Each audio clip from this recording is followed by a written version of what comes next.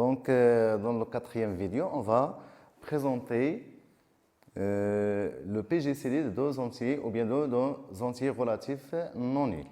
Donc, comme quatrième, le plus grand commun,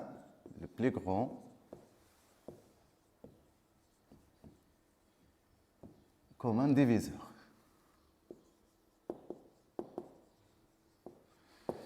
Maintenant, comme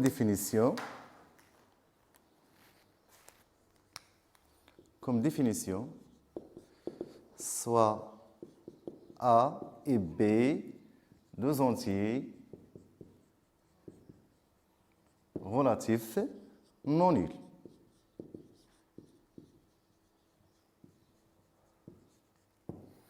Le plus grand commun diviseur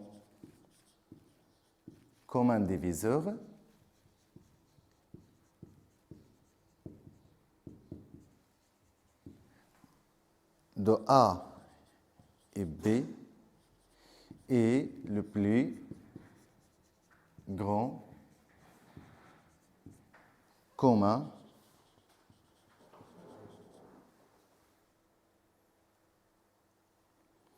les plus grands diviseurs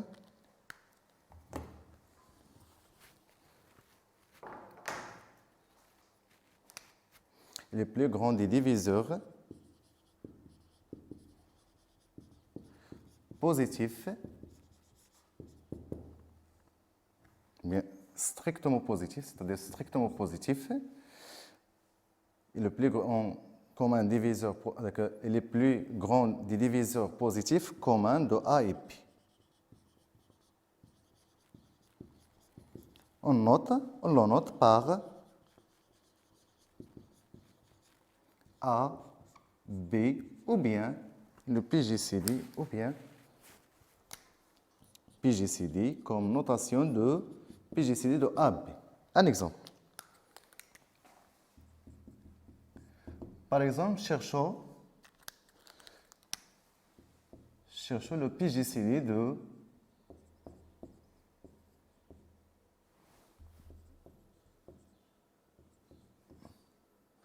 12 et 14 » par exemple.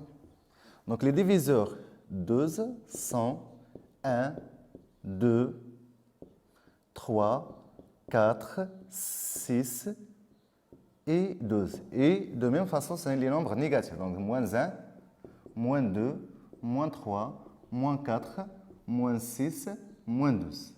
Et de même façon, les diviseurs de 14 sont 1, 2, 7 et 14, et moins 1, moins 2, moins 7 et moins 14. Donc les diviseurs communs de 12 et 4 et qui sont positifs sont 1, 2, donc les diviseurs communs sont 1, 2 et quoi d'autre? Donc voilà, les diviseurs communs sont 1 et 2. Donc le PGCD, ou bien 12, 14, égale à combien? Égale à 2. Maintenant, comme 2, on a 1 définition, 2 propriétés de la PGCD. Propriété de la PGCD. Donc, soit A un entier relatif, soit A et B à partir de Z étoile. Première propriété, on a le PGCD de A1 égale à toujours 1. Parce que le plus grand commun, les diviseurs de 1 sont 1 et moins 1, les diviseurs de A. Donc, les communs sont soit 1 ou bien sont 1 et moins 1, ou puisque avec 1 positif, donc le PGCD égale à 1. Le PGCD AA égale à la valeur absolue de 1. Parce que il se peut que A négatif, parce que A appartient à Z étoile. Donc, si on a A négatif, puisque les diviseurs de 1 sont communs, donc le PGCD, c'est le plus grand commun diviseur positif. Donc voilà, le PGCD, c'est la valeur absolue de A. Et de même façon, on peut montrer que AB égale à BA. C'est-à-dire quoi?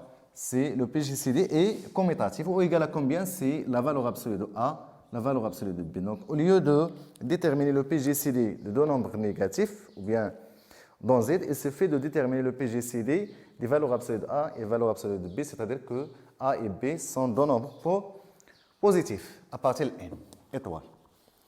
Maintenant, d'autres propriétés qui est très importante.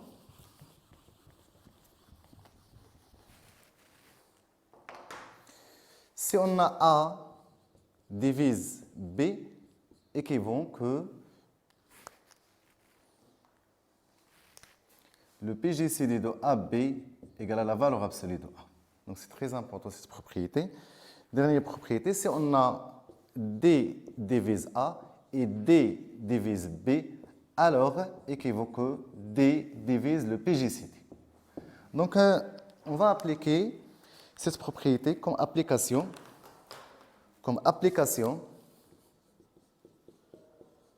de la propriété soit x et y, deux entiers, deux nombres de n étoiles, on pose A égale à 9x plus 4y et B égale 2x plus y. Comme première question, montrer que le PGCD de AB égale à le PGCD de XY. Deuxième question, ou bien on pose pour tout n à partir de n étoile, A égale à n carré plus 5n plus 13 et B égale à n plus 3. Première question. Montrer que le PGCD de AB égale le PGCD de B7. Deuxième question. On déduire les valeurs possibles de PGCD AB. Comme troisième question, toujours dans 1.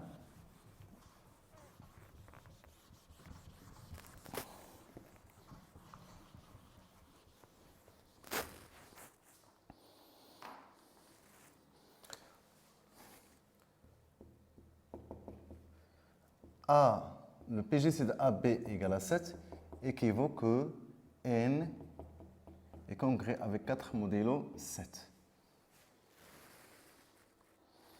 D, ou bien 4i, déterminer les valeurs possibles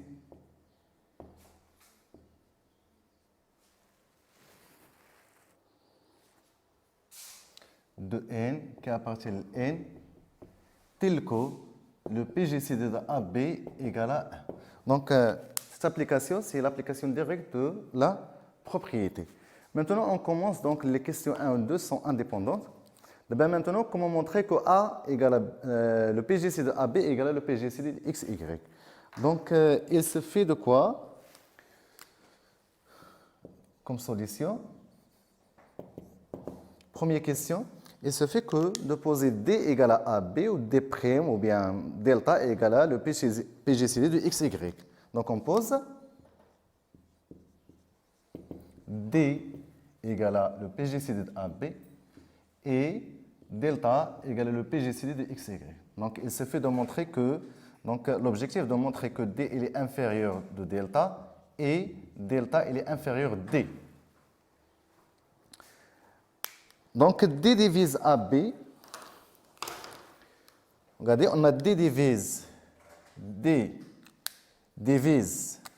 égale à le PGCD de AB. Implique quoi? Implique D divise A ou D divise B. C'est-à-dire quoi? D divise Combien A? C'est 9x plus 4y. Ou D divise 2x plus y. Implique que D divise, donc ça va regarder si on multiplie fois 4, donc on utilise quoi? Les combinaisons D, C, D divise A ou D divise B, alors D, quel que soit V, D divise A, UA plus VB. Donc ici, D divise quoi? Divise 9x plus 4y moins 4 fois 2x plus y, qui est égal à combien? X. De même façon, D divise au C, si on multiplie par 9, et C par 2. Donc D divise 9 fois 2x plus y moins 4 fois 9x plus 4y. Ou bien par 2 ici 2. Donc égal à combien? 9 fois 2x c'est 18, ou 9y, ou moins 8y égal à combien? Égal à y. Donc regardez, donc D divise, d'après la propriété, si on a D divise A ou D divise B, alors D divise le PGCD. Donc D divise le PGCD de XY, qui est égal à combien? Delta. Implique quoi? D il est inférieur à delta. Donc voilà, on a montré maintenant 1. Pour 2, donc delta égale à combien? X, Y, implique quoi? Delta divise X et delta divise Y.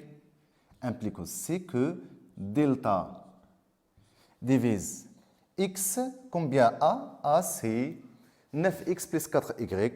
Donc il divise 9X plus 4Y plus 4Y qui est égal à A. Ou delta divise 2x plus y. 2x plus y qui est égal à b. C'est-à-dire delta divise le PGCD de AB égal à D.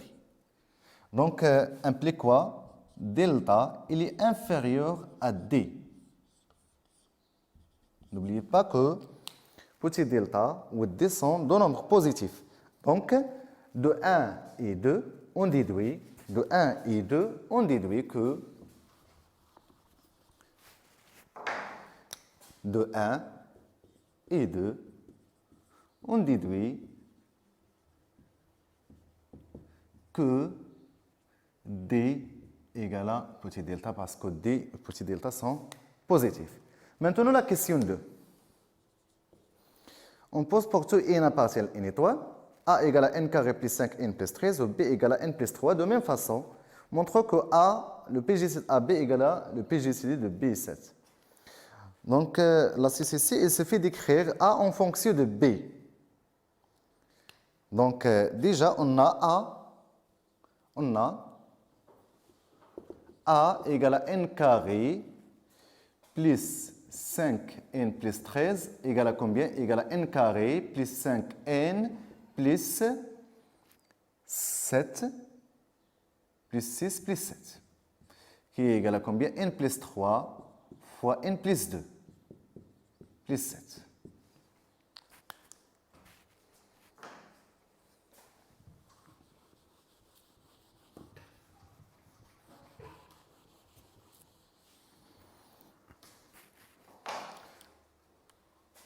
Donc, égal à combien? C'est n plus 3. Combien? B, combien? B. Donc, c'est n plus 2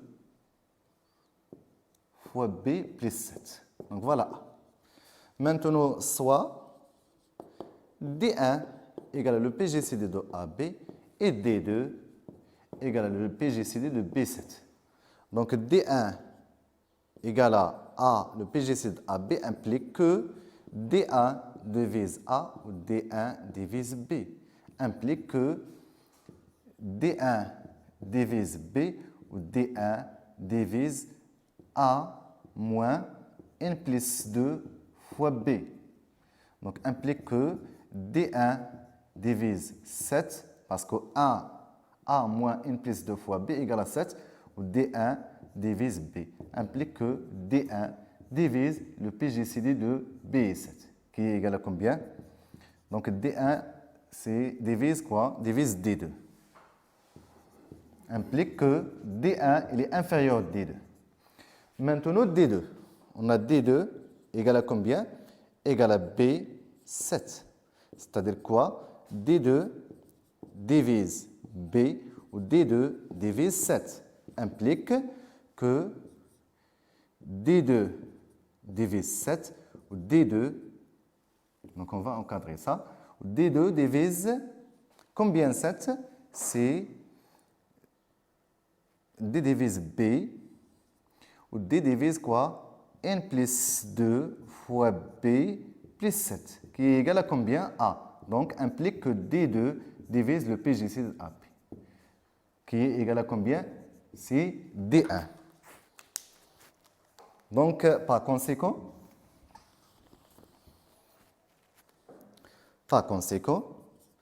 D2 il est inférieur à D1.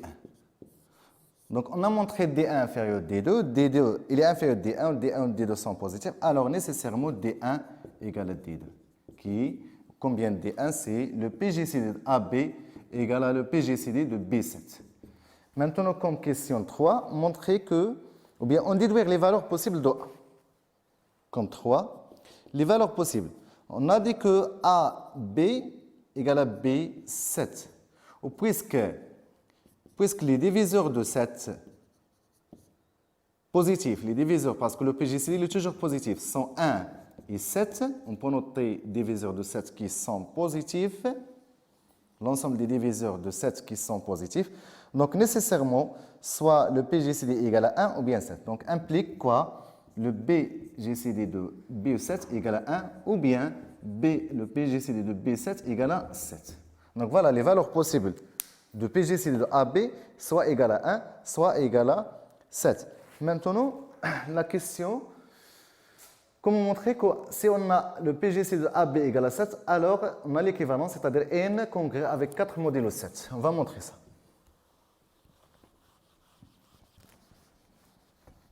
Donc, pour montrer A, donc on a 7, regardez, on a, donc première implication, on a A, le PGCD de AB égale à 7. Implique quoi? C'est le PGCD de B7 égale à combien? Égale à 7. Implique que 7 divise B ou 7 divise 7 implique 7. Puisqu'on s'intéresse par les valeurs de l'entier n. 7 divise B combien? B. B égale à n plus 3. Alors, il existe K à partir de Z tel que n plus 3 égale à 7 fois K.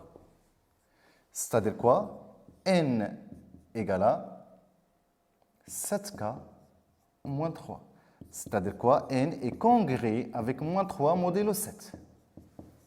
On ajoute donc N plus 7 est congrès avec N ou bien moins 3 plus 7 modulo 7. Qui est égal à combien? C'est congrès avec 4 modulo 7. Ou N plus 7, il est congrès avec N. Donc, N est congrès avec 4 modulo 7. Donc, voilà, première implication. Pour la deuxième implication, donc si on a N est congrès avec 4 modulo 7, alors le PGCD de AB égale à 7. Donc là, on va poser D égale le PGCD de AB. Alors, D divise A ou D divise B implique que D divise A moins N plus 2 fois B. C'est-à-dire que D divise 7. On a montré D divise 7, d'abord il suffit de montrer que 7 divise D.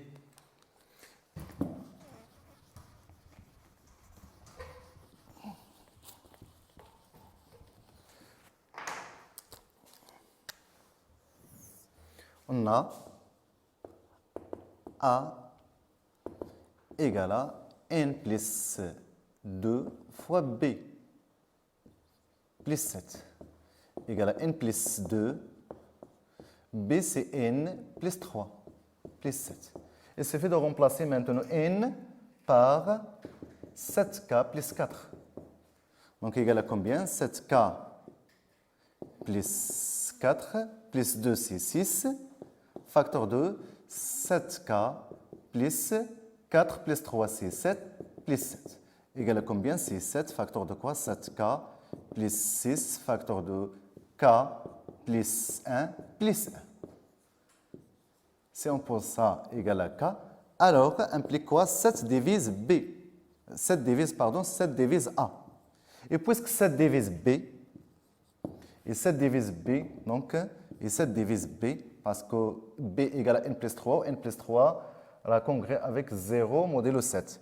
Alors, 7 divise le PGCD à b qui est égal à d. Donc déjà, on a montré d divise 7, ou 7 divise d, alors nécessairement d est égal à 7. Donc voilà, hein, on a montré l'équivalence. Maintenant, la question, dernière question, comme D, déterminons les valeurs possibles. Les valeurs possibles de n qui appartient à n, tel que le PGCD de AB égale à 1. Donc déjà, on a montré le PGCD de AB égale à 1 ou bien le PGCD de AB égale à 7. D'après la question précédente, le PGCD de AB égale à 7 équivaut de quoi? N congrès avec 4 modulo 7. Donc, si on a le PGCD de AB égale à 1, donc alors N congrès avec 0 modulo 7. Donc si on a 2,